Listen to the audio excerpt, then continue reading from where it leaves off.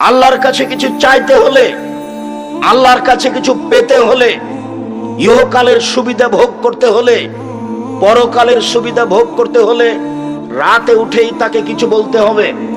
জাবের রাদিয়াল্লাহু তাআলা আনহু বলেন, রাসূল সাল্লাল্লাহু আলাইহি সাল্লাম বলেছেন, ইন্না ফিল্লাইলি লাসা, নিশ্চয় রাতে একটা সময় রয়েছে, লা ইউআফিকাহা রাজুলুন মুসলিম, যে কোনো মুসলিম পুরুষ, যে কোনো মুসলিম নারী সেই সময়টাতে উঠে ফায়াসআলুল্লাহ খায়রান মিন আমরিদ দুনিয়া ওয়াল আখিরা, ইহকাল বা পরকালের কল্যাণ চাই, ইহকালের পরকালের কল্যাণ চাই, ইল্লা আতাহু ইয়াহু, তাহলে আল্লাহ তাকে দিবেনি, দিবে।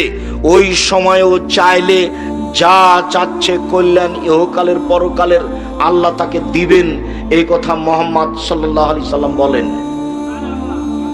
সময়টা কখন হতে পারে একাধিক হাদিস দ্বারা বোঝা যাচ্ছে, তা হবে রাত 12টার পরে। কেননা রাত 12টা পার হলেই আকাশের সব দরজা খুলে দেওয়া হয়। ঠিক যখন দিন দুপুর পার হয়, 12টা 5-10 হয়েছে, তখন আকাশের সব দরজা খুলে দেওয়া হয়। আপনি তাড়াহুড়া করে সুন্দর করে ওযু করে 4 রাকাত সালাত আদায় করে নেবেন ঠিক 12টার সময়, 12টা 5-10-এ। এই সুন্নাতটা কিন্তু জোহরের সুন্নাত নয়। এই 4 রাকাত সালাত আদায় করে নেবেন, রাত ধরে তাহাজ্জুদ পড়ে যে নেকি হতো সে নেকি হয়ে যাবে। আর এখন যেটা চাইবেন সেটা দিয়ে দেওয়া হবে, যেটা চাইবেন সেটা দিয়ে দেওয়া হবে। কেন? এখন আকাশের সব দরজা খুলে দেওয়া হয়েছে।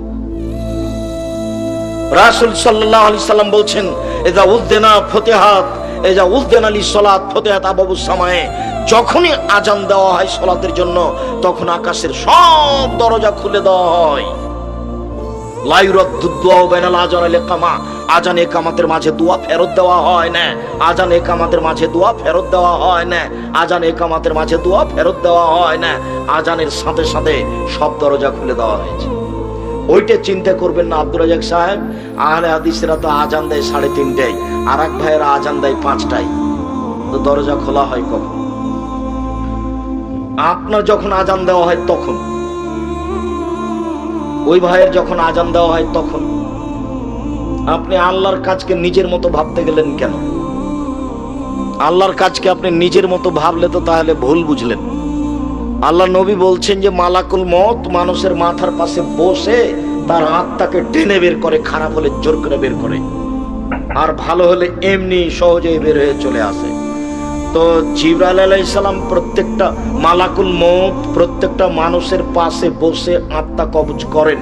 তাহলে কত সময় লাগতে পারে? 5,000 মানুষের, 50,000 মানুষের, 50 লক্ষ মানুষের, তাহলে তো বহু সময় লাগবে। তাহলে তো এটা আপনি নিজের মতো ভেবে নিলেন। আল্লাহ যদি মালাকুল মউতকে বলেন, মালাকুল মউত সারা পৃথিবীতে যত মানুষ আছে এক মুহূর্তে মারতে হবে, সবার মাথার পাশে বসে মারতে পারবেন, তার নাম মালাকুল মউত, তার নাম আল্লাহর ক্ষমতা। আল্লাহ কি মানুষকে দিয়ে কাজ নাই না ফেরেশতাকে দিয়ে কাজ নাই? ফেরেশতা দিয়ে, ফেরেশতা খায় না, ওর পেশাব নাই, ওর পায়খানা নাই, ওর ক্লান্তি নাই, তার কর্ম আপনার মতো নয়, কোনোদিন ও আদেশ অমান্য করে না, তার নাম ফেরেশতা। তার গতি, তার চলন আমার আপনার মতো নয়। কবরের ব্যক্তি যদি উত্তর দিতে না পারে, কবরের ব্যক্তি যদি উত্তর দিতে না পারে তাহলে তাকে মারে। আল্লাহ রাসূল বলছেন ইয়াজরিবু জারবাতান, এমন মার দেই, মায়ের কারণে এসে হোসায় হাতান, সে বাপরে মারে করে চিৎকার করে, ইসমা মা বাইনাল মাশরিক ওয়াল মাগরিব ইল্লা সাকালান, সারা পৃথিবীর জীবজন্তু কীট পতঙ্গ পদার্থ জড় পদার্থ সব তার বাপরে মারে করে চিৎকার শুনতে পাচ্ছে, মানুষ এবং জিন শুনতে পায় না।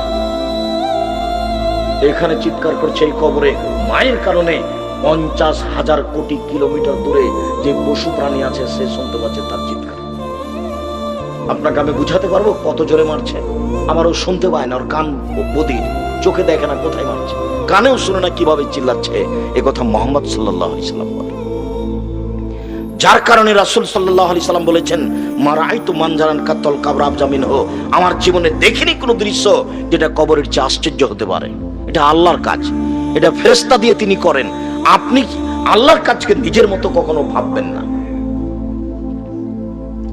সময়টা রাত 12টার পরেই হতে পারে, তবে ওই হাদিসের ভিত্তিতে বুখারী মুসলিমের এক হাদিসের ভিত্তিতে ইয়ানজিলু রাব্বুনা তাআলা ইলা সামাই দুনিয়া হিনা আবকা সাল্লাল্লাহু আলাইহি আখিরা, রাতের 3 ভাগের 2 ভাগ যখন পার হয়ে যায়, 1 ভাগ বাকি থাকে, তখন আল্লাহ তাআলা সপ্তম আকাশ থেকে প্রথম আকাশে নেমে আসেন।